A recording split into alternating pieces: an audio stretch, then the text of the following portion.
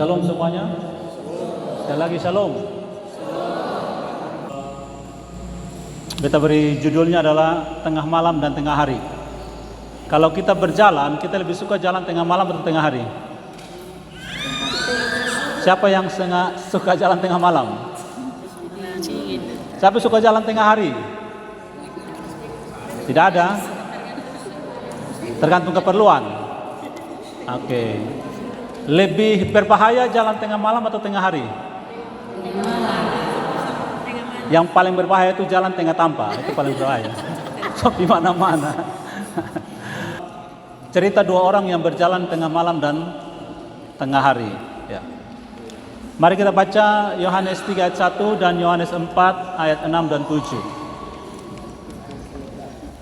Yang bapak-bapak baca Yohanes 3 ayat 1, yang ibu-ibu baca Yohanes 4 ayat 6 dan 7. Kita mulai dari bapak-bapak karena yang diciptakan pertama adalah laki-laki. Tapi yang makan pertama adalah perempuan. Oke, bapak-bapak membaca Yohanes 3 ayat 1, 1, 2, 3.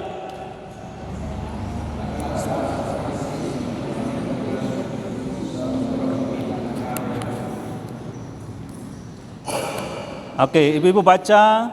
Oke, saudara bapak lanjut ke ayat 2. Lanjut ayat 2, 1, 2, 3. Ia Rabi, engkau datang sebagai guru yang diutus Allah, sebab tidak ada seorang pun yang dapat mengadakan tanda-tanda yang engkau adakan itu jika Allah tidak menyertainya. Ibu-ibu lanjut 4, 6 dan 7. 1, 2, 3. Di situ terdapat Yesus sangat letih oleh perjalanan, karena itu ia duduk di pinggir sumur itu.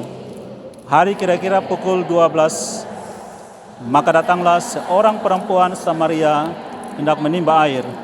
Kata Yesus kepadanya, berilah aku minum.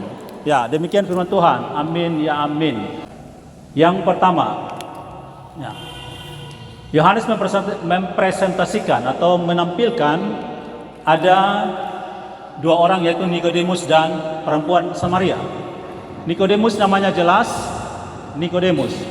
Perempuan Samaria tidak dikasih tahu namanya siapa. Nikodemus dan seorang perempuan Samaria. Oke. Kapan mereka datang kepada Yesus? Nikodemus datang di waktu malam, mungkin tengah malam, mungkin pas jam makan jam 7 atau jam 8, mungkin jam 1 malam. Sedangkan perempuan Samaria datang di siang hari.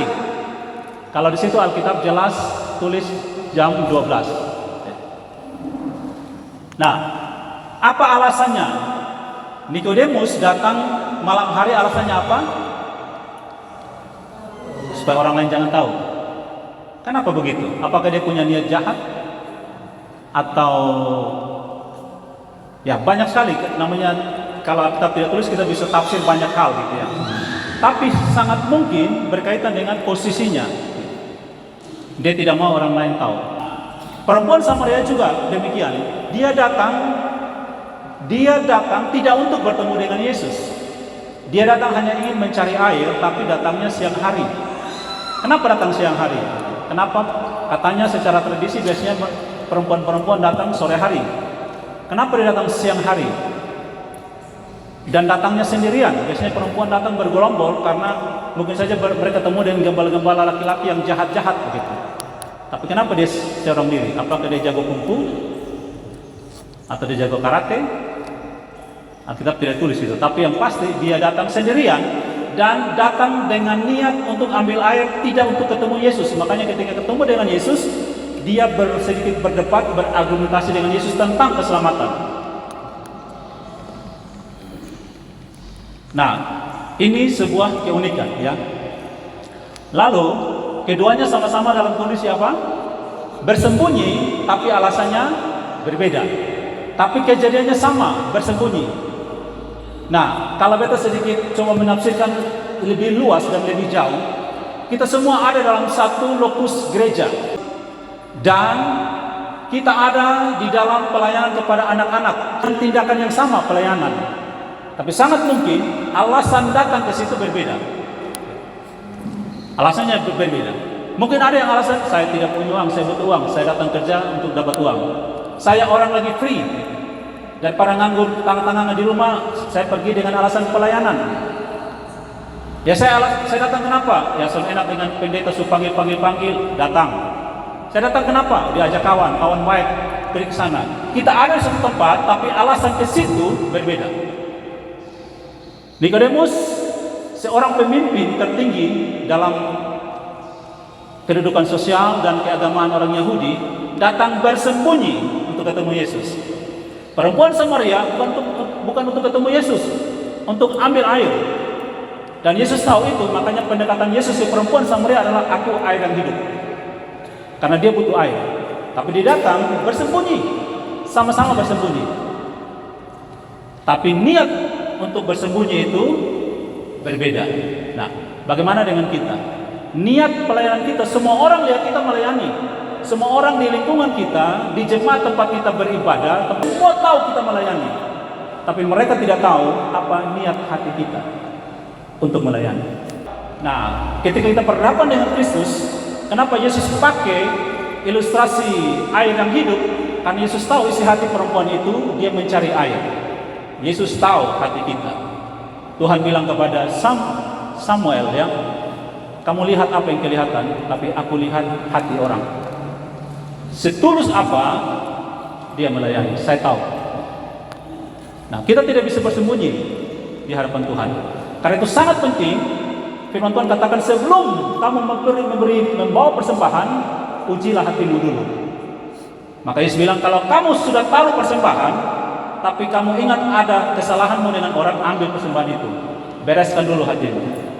Kalau tidak, percuma saja kamu beri persembahanmu ditolak oleh Tuhan, karena hatimu tidak tulus. Tuhan menguji hati. Dan setiap perbuatan baik kita yang mendapat upah Bapa di sorga adalah perbuatan yang dasarnya adalah kasih. Kenapa? Karena Allah adalah kasih. Alat ukur dia, alat kalibrasi dia untuk memberi kita upah adalah kasih, bukan perbuatan kita. Tapi apakah kasih yang Tuhan ajar pada kita itu mendorong kita untuk memberi persembahan atau tidak, untuk melayani atau tidak? Sekali lagi, perempuan ini dan Nikodemus, kalau kita pasang mereka di dacing, beda sekali. Karena Nikodemus pemimpin pelayanan di rumah Tuhan, perempuan ini seorang yang dikucilkan oleh komunitas. Tapi keduanya di hadapan Tuhan sama-sama bersembunyi, punya perbuatan yang sama. Tapi Tuhan tahu hati setiap kita. Nah, lalu Nikodemus laki-laki, perempuan Samaria jelas-jelas perempuan. Di dalam kedudukan sosial masyarakat saat itu jauh berbeda, sangat berbeda. Makanya ketika murid-murid datang dan melihat Yesus berbicara sendiri dengan perempuan, mereka curiga. Kenapa dia bicara dengan seorang perempuan sendirian? Akan heran gitu ya, budaya saat itu. Kenapa Yesus bicara dengan seorang perempuan, seorang diri di siang hari gitu kan? Kalaupun mungkin bicara ya sore hari kan, saat mereka datang ambil air kan, rame-rame bercerita. Tapi kenapa seorang diri cuma berdua dan di siang hari? Nah, itu pandangan saat itu ya. Kemudian, apa persepsi masyarakat? Nikodemus terhormat di kalangan sosial dan bait Allah, pemimpin di Sanhedrin, bukan orang biasa-biasa. Lalu perempuan Samaria dikucilkan, dipandang tidak baik oleh komunitasnya sendiri. Ini dua sudut pandang yang jauh berbeda, seperti kutub utara, kutub selatan, kutub barat, kutub timur, siang dan malam, panas dan dingin. Berbeda sekali keadaan keduanya. Sangat berbeda. Tapi apa yang Yesus lakukan kepada kedua orang yang berbeda ini? Ya. Nah, satu dihormati, yang lain direndahkan. Tetapi yang dihormati pun, seorang pemimpin ingin ketemu Yesus, datangnya bersembunyi. Tidak boleh ada yang tahu. Sedangkan yang direndahkan ini tidak cari Yesus, tapi Yesus yang cari dia. Makanya Yesus sengaja bilang bukan sengaja, karena butuh juga makanan dan minuman. Dia bilang, kamu pergi beli makan minum, saya tunggu di sini. Karena dia tahu perempuan itu sedang menuju ke sumur Yakub. Dan dia datang mencari orang yang tidak punya nama, mencari orang yang direndahkan, dikucilkan. Kurang lebih seperti Bapak Ibu, Tuhan percayakan cari orang yang kita tahu yang miskin-miskin ini kita cari. Dan kita melayani mereka. Dan pada akhirnya Yesus katakan, apa yang kamu lakukan kepada yang hina ini, kamu lakukan buat aku. Tapi kita akan dikatakan seperti itu kalau Tuhan tahu hati kita tulus, bukan ada embel-embel alasan-alasan di belakang. Tapi hati kita benar-benar jujur di hadapan Tuhan, tulus untuk melayani orang-orang yang dipinggirkan. Sekali lagi Bapak Ibu, Saudara, saya mau kasih tahu, ya, Nikodemus itu seorang yang terhormat mencari Yesus. Tetapi perempuan Samaria, seorang yang direndahkan, dikucilkan, tidak cari Yesus, tapi Yesus yang mencari dia. Dalam cerita ini kita baca, Yesus tidak cari Nikodemus. Nikodemus yang punya kerinduan ingin mengenal Yesus. Tapi perempuan Samaria ini tidak mencari Yesus, tapi Yesus yang mencari dia. Dan Yesus sengaja bikin diri sendirian untuk ketemu dengan perempuan Samaria. Nah, ini keunikan dari kisah yang Yohanes tampilkan di Yohanes 3 dan Yohanes 4 ini. Nah, kemudian apa motif dan kondisi? Nikodemus cari ya secara diam-diam karena takut reputasinya rusak. Perempuan Samaria datang dengan rasa malu menghindari masyarakat. Dia takut dengan masyarakat. Itu kondisi di hatinya. Ada satu ayat yang terkenal di Mazmur. Tuhan tidak memandang hina orang yang remuk hatinya. Perempuan Samaria ini orang yang remuk hati. Kalau kamu minum air yang aku berikan kepadamu, dari dalam hatimu akan mengalir aliran-aliran air hidup sampai selama-lamanya, kamu jadi mempelai saya. Itu tawaran Yesus. Dan perempuan ini menerima tawaran itu. Dia kembali ke kampungnya, walaupun dia datang dengan sembunyi, tapi dia kembali dengan sukacita, bawa semua orang datang pada Yesus. Itu yang kita harapkan dari anak-anak kita. Kita ajar mereka mengenal Kristus di gereja, di PPA, dan mereka pulang perkenalkan Kristus kepada keluarga mereka, perkenalkan Kristus kepada lingkungan mereka. Dan dari beberapa cerita kita dengar itu terjadi. Anak-anak ajar bapak mama berdoa. Itu hal yang baik. Ajar mereka mengenal Kristus. Nah, keduanya sama-sama membawa beban sosial ketika bertemu Yesus. Beta sering dengar, bukan sering juga ya, kalau bilang sering mungkin berlebihan. Beberapa kali lah mendengar MC bilang gini, worship leader, ayo mari puji Tuhan, tinggalkan bebanmu, datang pada Tuhan dengan sukacita. Bagi beta itu omong kosong. Tidak mungkin kita bisa meninggalkan beban. Kita hanya, yang bisa angkat beban kita hanya Kristus. Dan justru pintu masuk bertemu dengan Yesus adalah beban hidup. Orang yang tidak punya beban hidup, beta pastikan dia tidak perlu Yesus. Betulkah tidak? Kenapa ketemu semua di sini cari Yesus? Kita punya beban hidup. Makanya Matius 11 ayat 8 bilang, kamu yang punya beban, datang padaku. Nikodemus punya beban hidup, dia punya tekanan walaupun dia seorang pemimpin, dia punya tekanan sosial dan keagamaan. Perempuan Samaria punya beban hidup. Dan Yesus datang bertemu dengan mereka. Nah, Yohanes menampilkan dua ekstrem, pemimpin yang religius berpendidikan, perempuan Samaria yang dianggap hina. Nah, ini bagian terakhir, Bapak-Bapak Saudara. Nikodemus dan perempuan Samaria sama-sama bertemu dengan Yesus. Perjumpaan itu mengubah persepsi mereka. Nikodemus kemudian bergumul dengan iman, dan kita tahu ya, di akhir cerita Yesus yang datang menguburkan Yesus siapa? Nikodemus dan Yusuf dari Arimatea. Di akhir kisah tentang Yesus di dunia ini, dia datang. Di awal pelayanan Yesus, dia datang bertemu Yesus.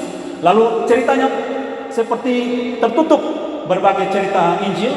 Tapi di akhir kisah Injil, dalam kematian Yesus, dia hadir kembali. Berarti dia punya pergumulan iman dan dia berketetapan menghormati Yesus, menghargai Yesus.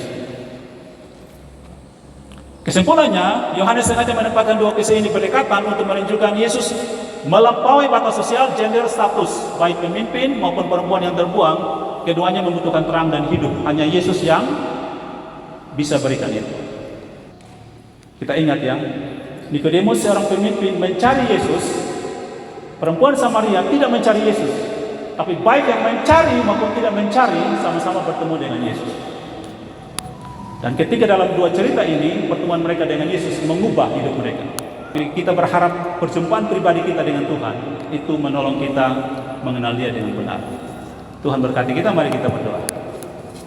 Bapa di surga, kami bersyukur untuk saat ini kami mulai belajar firman Tuhan. Roh Kudus menolong kami supaya kami memiliki pengenalan yang benar kami bertumbuh dalam pengenalan yang benar itu, dan Tuhan pimpin kami, tuntun kami untuk terus bertumbuh, berakar, dibangun di dalam Kristus. Tuhan percayakan kami berbagai pelayanan, biarlah semua ini kami lakukan demi kemuliaan dalam nama Tuhan Yesus yang sudah berkati dan pimpin hidup kami. Amin.